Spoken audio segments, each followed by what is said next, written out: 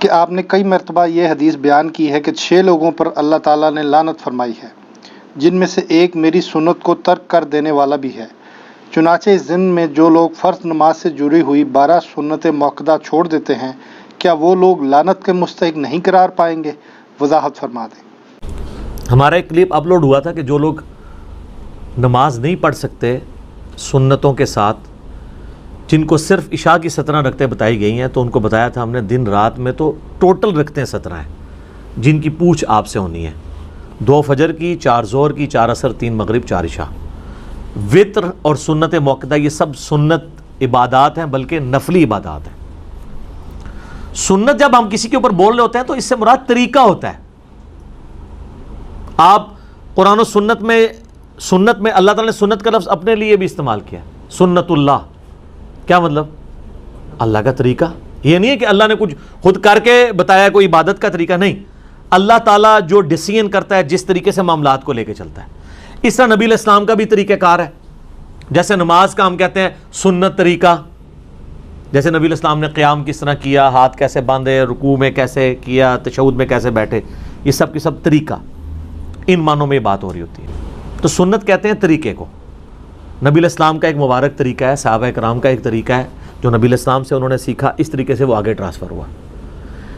تو اب رہا یہ مسئلہ کہ یہ جو حدیث میں 6 لوگوں پہ اللہ کی لعنت ہے، اس میں تارک سنت کی بات آئی ہے، جو سنت کو ترک کرنے والا ہے۔ اور عربی لنگوسٹک میں اگر آپ سنت کو ترک کا معنی لینا تو یہ ہوتا ہے اس راستے کو چھوڑ دینے والا۔ اچھا، اگر آپ اس کا خدا نخواستہ یہ معنی لیں گے کہ نبی علیہ السلام کے جتنے بھی اعمال ہیں، چونکہ وہ سنت کی کیٹیگری میں تو فال کرتے ہیں، جیسے تہمد پہننا نبی علیہ السلام کا طریقہ تو ہے۔ اب کوئی شخص یہ کہہ سکتا ہے جو تہمد نہ پہنے وہ تارک سنت ہے اور اس پہ اللہ کی لعنت ہے۔ یہ حدیث جامعہ ترمذی میں ہے کہ 6 لوگوں پہ اللہ کی لعنت ہے۔ ترمذی والی روایت کمزور ہے، باقی کتابوں میں اس کی اسناد موجود ہے۔ مشکات میں 109 نمبر حدیث ہے۔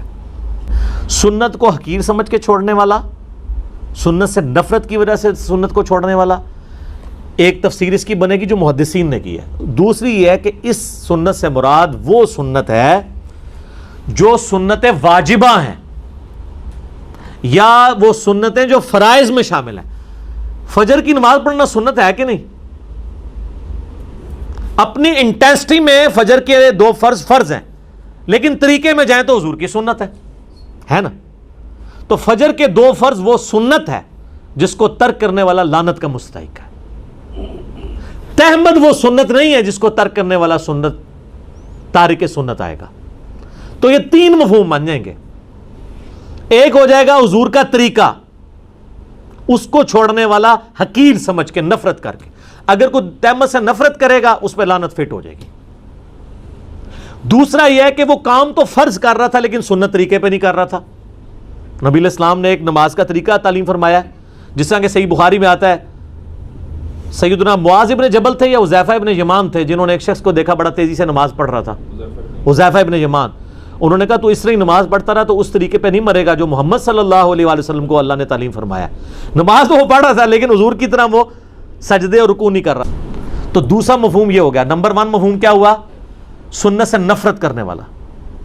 نمبر 2، کام تو فرض کر رہا تھا لیکن سنت طریقے پہ نہیں کر رہا تھا، غلط طریقے پہ کر رہا ہے۔ ایک بندہ نماز میں ہاتھ سر پہ باندھنا شروع کر دے تو نماز تو وہ پڑھ رہا ہے لیکن سنت طریقے پہ نہیں، یہ کمر پہ باندھ لے۔ اور نمبر 3،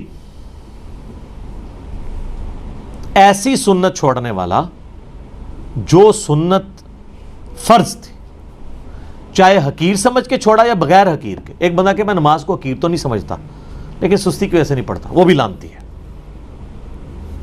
صحیح مسلم میں حدیث ہے جس نے بندے کے کفر اور اسلام کے درمیان فرق کیا ہے؟ نماز۔ جامعہ ترمذی میں حدیث ہے جس نے جان بوجھ کے نماز چھوڑی گویا اس نے کفر کیا، من ترک الصلاۃ متعمدا فقد کفر۔ جامعہ ترمذی میں شقیق تابعی کا قول ہے کہ صحابہ کرام تارک نماز کے سوا کسی اور کے اوپر کفر کا فتویٰ نہیں لگاتے تھے، اور کفر کا فتویٰ تو قرآن میں آیا ہے، وَأَقِیمُوا الصَّلَاةَ وَلَا تَکُونُوا مِنَ الْمُشْرِکِینَ، سورہ الروم میں، نماز کو قائم رکھو اور مشرکین میں سے نہ ہو جاؤ۔ تو 3 طرح سے لوگ سنت کے حوالے سے لعنت کے مستحق ہوں گے۔ نمبر 1، کسی سنت سے نفرت کی وجہ سے چھوڑ دیں، حقیر سمجھ کے۔ کرنے والا، دوسرا فرض کام کر رہا تھا لیکن سنت طریقے پہ نہیں کر رہا تھا، وہ بھی لعنت کا مستحق۔ اور نمبر 3 وہ سنتیں جو حضور نے فرض کے طور پہ تعلیم فرمائی ہیں، دین میں ضروری جاری کی ہیں اور اس کے چھوڑنے پہ وعید بتائی ہے، اس کو چھوڑنے والا بھی لعنتی ہوگا۔ اب آ جائیں یہ فرض کی جو 12 سنتیں ہیں، کس ضعیف حدیث کے اندر صحیح تو ہی نہیں ہے یہ 12 سنتیں چھوڑنے والے کے اوپر حضور کی کوئی وعید موجود ہے؟ ہاں، اس کا تو اسلوب بھی بالکل ڈیفرنٹ ہے، بخاری و مسلم دونوں میں موجود ہے۔ نبی علیہ السلام نے فرمایا جو فرض کے سوا 12 رکعتیں قائم رکھے گا اللہ تعالیٰ اسے جنت میں محل عطا فرمائے گا، یہ ہے فضیلت۔ اب اس کو لے آئیں آپ نماز کے اندر جو سنتیں ہیں اس کے اندر کون سی وعید آئی ہوئی ہے؟ اس میں تو بخاری مسلم میں آتا ہے جو فرض کے علاوہ 12 رکعتیں پڑھ لے گا اسے جنت میں اللہ تعالیٰ محل دے گا، ایک فضیلت کی بات ہے، اور جو نہیں پڑھے گا ظاہر اسے نہیں ملے گا، دیٹس آل۔ فرض نماز کافی ہے، اور اس کو سپورٹیو حدیث جو ہم اکثر پیش کرتے ہیں، بخاری مسلم دونوں میں حدیث ہے، اہل نجد میں سے ایک اعرابی شخص نبی اسلام کی خدمت میں حاضر ہوا اور اس نے کہا یا رسول اللہ مجھے اسلام کے بارے میں بتائیں کیا ہے، تو آپ صلی اللہ علیہ وآلہ وسلم نے فرمایا کہ تم گواہی دو اس بات کی کہ اللہ کے سوا کوئی معبود نہیں، محمد صلی اللہ علیہ وآلہ وسلم اس کے رسول ہیں، اس کے بعد فرض نماز کو قائم رکھو۔ اس نے آگے سے پوچھا صرف فرض کو؟ آپ فرمایا الا یہ کہ تم نفل نماز بھی پڑھ لو، یعنی اس کے اندر نفلی نماز، نفل عربی میں کہتے ہیں اضافی کو ہیں، سر اس کا مطلب ہی اضافی ہے، نفل عربی میں کہتے ہیں اضافی کو، اسی لیے انفال جو ہے مال غنیمت کو کہا جاتا ہے کہ وہ اضافی مال ہے جو آپ کو مل گیا ہے، آپ کا مقصد دشمنوں کا مال لوٹنا نہیں تھا، اللہ کے لیے ان سے جنگ کرنا تھا، مال تو بونس میں مل گیا۔ سورۃ الانفال آئی ہے نا۔ پھر کہا کہ فرض روزے قائم رکھو، ہاں مگر یہ کہ کبھی تم نفلی روزے رکھنا چاہو، فرض زکوٰۃ ادا کرو، ہاں یہ کہ کبھی تم نفلی صدقہ کرنا چاہو۔ تو اس نے کہا یا رسول اللہ علیہ وسلم جو آپ نے مجھے بتایا نہ میں اس میں کمی کروں گا نہ زیادتی۔ تو جب وہ مڑا تو آپ علیہ السلام فرمایا اگر یہ اپنی بات پہ قائم رہا تو کامیاب ہو گیا۔ اور ایک اور حدیث بخاری مسلم میں آتی ہے کہ نبی علیہ السلام نے کہا کہ فرض نماز قائم رکھ، فرض زکوٰۃ دے، فرض روزے رکھ۔ اس نے کہا یا رسول اللہ نہ میں کمی کروں گا نہ زیادتی۔ تو آپ علیہ السلام جب وہ مڑا تو آپ فرمایا کسی نے اگر کوئی جنتی شخص دیکھنا تو اس کو دیکھ لو۔ تو فرض نماز تھی، فرض نماز تو وہی ہے جسے عموماً فرض نماز کہا جاتا ہے۔ اب انہوں جو رکھتے ہیں جوڑی ہوئی ہیں ساتھ، پھر اس میں مؤکدہ بھی ہیں غیر مؤکدہ بھی ہیں، کتنی ہیں یہ بھی فقہ کی ٹرم میں، عربی میں 2 ہی چیزیں ہیں حدیث کی ٹرم میں، فرض نماز اور نفل نماز۔ نفل ان اضافی، فرض وہ نفل ان میں اب آپ کی سنت مؤکدہ بھی ہے غیر مؤکدہ بھی ہے، واجب جس کو یہ کہہ رہے ہیں وطر وہ بھی جو ہے وہ سنت مؤکدہ میں، سنن دارمی میں، سنن کبریٰ البیہقی میں، باقی کتابوں میں موجود ہے مولا علی کا قول کہ وطر سنت ہیں سنت ہیں سنت ہیں لیکن انہیں مت چھوڑو، یعنی سنت یعنی حضور کا طریقہ تو ہے،